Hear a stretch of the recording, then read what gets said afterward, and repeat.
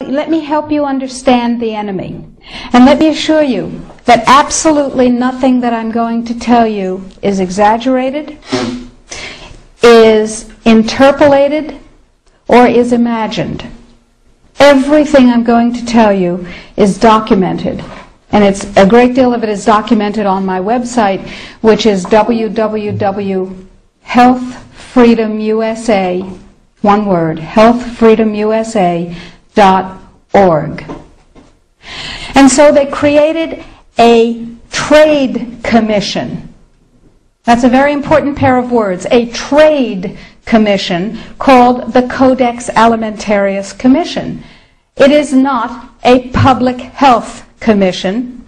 It is not a consumer protection commission. It is a trade commission. Now, Codex Alimentarius Commission is administered by the World Health Organization, WHO, and the FAO, the Food and Agriculture Organization. They fund Codex and they run it at the request of the UN. In 1994, Codex, with no notice here in this country whatsoever, declared nutrients, put on your intellectual seatbelts, declared nutrients to be toxins. They're poisons. Dangerous industrial poisons.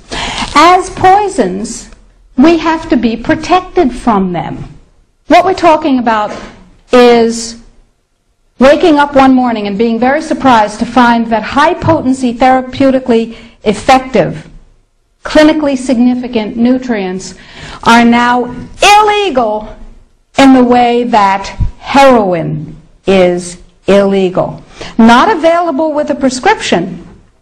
Illegal.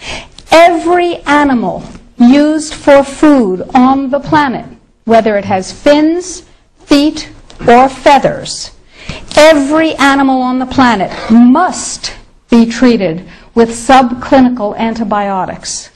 Must be treated with subclinical antibiotics and must be treated with exogenous growth hormones. Codex requires, mandates, that all food be irradiated unless it's eaten locally and raw.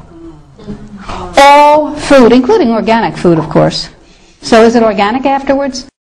Go to Codex Alimentarius, do a Google search, and look, there are drop-down menus at the top of the official Codex page. Look at the toxins and the veterinary chemicals and the levels that are set.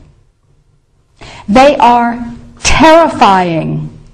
In 2001, 176 countries, including the United States, got together and they said there are 12 really bad organic chemicals. They're called POPs, persistent organic pollutants. There are a lot of them, but there are 12 that are so bad that nobody could disagree that those 12 POPs had to be banned worldwide. Codex has brought back seven of the 9 forbidden POPs that 176 countries banned worldwide. Dieldrin, aldrin, hexachlorobenzene.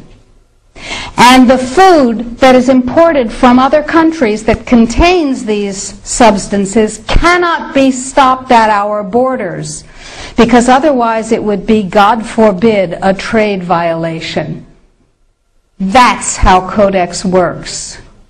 In the WHO-FAO projections, the epidemiological projections, they estimate, not I, they estimate, they're the experts, that just the vitamin and mineral guideline alone, when it goes into global implementation on December 31st, 2009, will result in a minimum of 3 billion, that's B, bad, big, billion deaths. 1 billion through simple starvation. Those folks who die are not particularly economically successful from the point of view of the corporations. But the next 2 billion, they will die from the preventable diseases of undernutrition. Who will live?